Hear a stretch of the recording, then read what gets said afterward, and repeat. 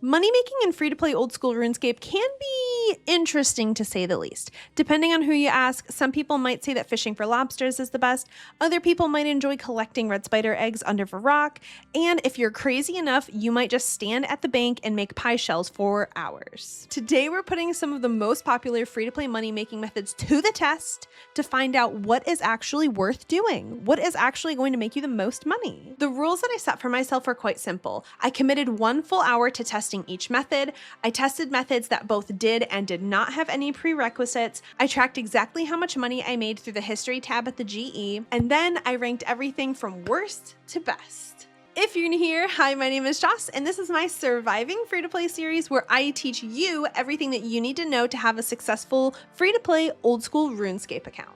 Now let's see which money-making method will take the crown. First up, my journey started with pie shells. If you've never made pie shells before, it is incredibly easy. All you have to do is buy pastry dough and a pie dish from the GE, you combine them, and then you get a pie shell. This is one of those money-making methods that are kind of AFK. You can easily do it while watching a YouTube video or trying to pay attention in your work meeting, because all you have to do is click on the pie dish and then click on the pastry dough, and then it just automatically makes the rest for you. Although this money-making method is very easy, the GE caps you out at buying 500 pie dishes every 4 hours. So if you're looking to make them all in bulk, I would recommend starting maybe a couple of days prior so that you can make sure you're getting your inventory up and then just knocking out thousands or however many you would like to do. In 1 hour of pie shell making, I spent a total of 316,300 GP, and I made a total of 481,640 GP, leaving me with a total profit of 165,340 GP. It's not exciting and it's not glamorous, but it's surprisingly consistent. Next up, we're becoming professional loot goblins and collecting steel platelegs in the wildy. The strategy here is even more simple than the pie shells. You run out to the wildy, collect the steel platelegs that are dropped on the ground, hop to the next world, and do that until you get a full inventory, run back, put them in your bank, and then you go out and do the same exact thing for a full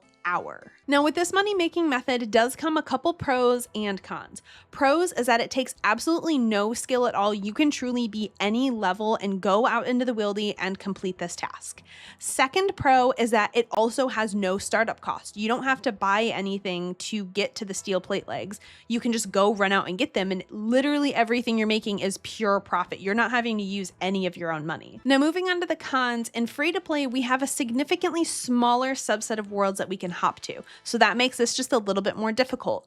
On top of that, you've also got other free-to-play members that are out doing this same exact thing. During the full hour that I was collecting steel plate legs, I had run into at least 3 or 4 other free-to-play members that were doing the same exact thing, and if they get to the world before you do, then you're kind of just stuck hopping to either a far out world that you don't think they've gone to yet, or just waiting. However, during my hour, I ended up with 88 steel plate legs, where I made a total profit of 38,368 GP. Honestly, not bad for just picking something up off the floor. And to be honest, I think this is something that at least every free-to-play player has done at least once on their account. And if you say you haven't, I think you're lying. And now for the next method that feels like it shouldn't work, but somehow it does. Shop loopholes. I chose to go to the Varrock clothing shop, purchase all of the pink skirts they had, hop to the next world, and then continue that process for a full hour. And let me tell you, I wanted this method to fail so bad. I did not think that I would make any kind of profit off of just purchasing pink skirts and selling them at the GE, but somehow I did. And this is one of the nice money-making methods because it requires a very low startup cost, but you also don't need any skill requirements, and it's also just not difficult to do. It's not AFKable, which I am considering a bit of a con, but either way, it is so simple and easy. In 1 hour, I spent 1,330 GP on 665 pink skirts. I sold them for 74,689 GP, which left me with a full profit of 73,359 GP. This honestly felt like less of a money-making method and more of a lesson on RuneScape economics, because I cannot believe how many people would rather spend 112 GP on a pink skirt for an easy clue than just going to the Varrock clothing shop and buying one for 2 coins.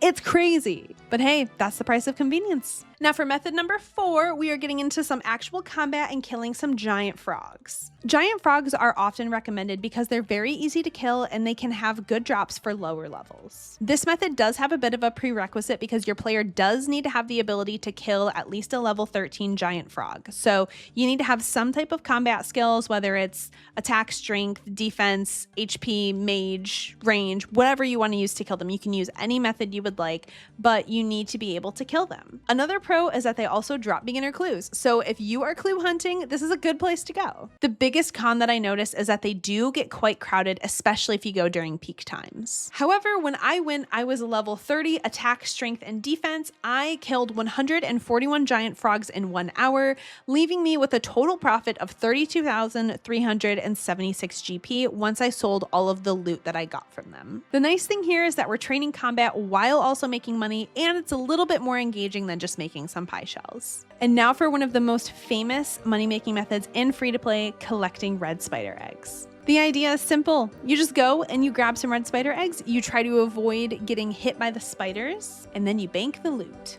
As a level 40-something combat, your girl was getting clapped by those spiders, let me tell you. I hated this money-making method so much because I would get hit and have to run so far away from these spiders so they would stop being aggro on me. It was so frustrating, and that's probably why within 1 hour I was only able to collect 98 red spider eggs, leaving me with a total profit of 19,404 GP. This is one of those methods that really don't have any pros, really don't have any cons. It's just average in my opinion. It's not super engaging. You're not killing anything. You don't have the opportunity to get anything additional other than the red spider eggs. There's no prerequisites other than being a high enough level to hopefully not die from them. But honestly, I don't know if I'll try that money-making method again until I'm at least a bit of a higher level. Finally, we have one of the most iconic free-to-play money-making methods of all time. And if you played RuneScape back in the day, there's a good chance you spent countless hours fishing lobsters. Fishing lobsters does come with a bit of a prerequisite though. You need to have a minimum of 40 fishing to capture them. And I will say, I do not at all recommend going and getting 40 fishing and then going and immediately starting to get lobsters, because you will be out there for such a long time, even just trying to get one inventory.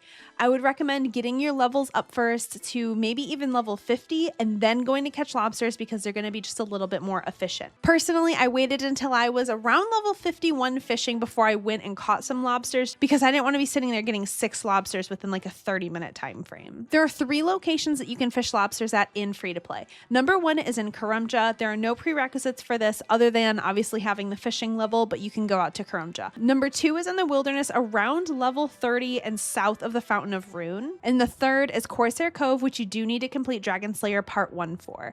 That's where I did all of my fishing because I wanted that close access to a bank. I sure as heck was not going to go out and fish lobsters in the wildy, and Karumja just seemed a little bit too far out because I didn't want to be paying back and forth for a charter. Overall, at about 55 fishing, I was able to catch 188 lobsters for a total profit of 22,936 GP. This is probably one of my favorite money-making methods because of how AFK-able it is. Plus, if you want to make a little bit extra GP, you can take the time to cook them and then sell them to the GE. That is not what I did for this. I truly just caught raw lobsters and then sold raw lobsters. I didn't do any cooking in the meantime, but I know they do sell for a little bit more. Now for the moment of truth, the rankings from worst to best. At number 6, we've got collecting red spider eggs. Honestly, this is just not my favorite. I don't like doing it, and I'm probably never gonna do it again. Number 5, I'm gonna rank lobsters.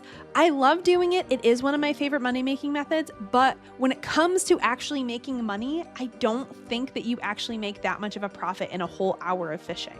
Coming in at number 4, we've got steel plate legs. Personally, I think this is a great money-making method. I just hate the competition with how little amount of worlds you have to hop to and how many other people are also doing it. Coming in at number 3, we've got the giant frogs. I really didn't mind this money-making method very much. I thought I was a great level for it. I was killing them pretty consistently. My biggest con is just that they were crowded, but I did get a couple beginner clues, which brings me a little bit closer to my goal of getting 100 beginner clue caskets. So I really liked that. Coming in at number 2, we've got the shop loopholes.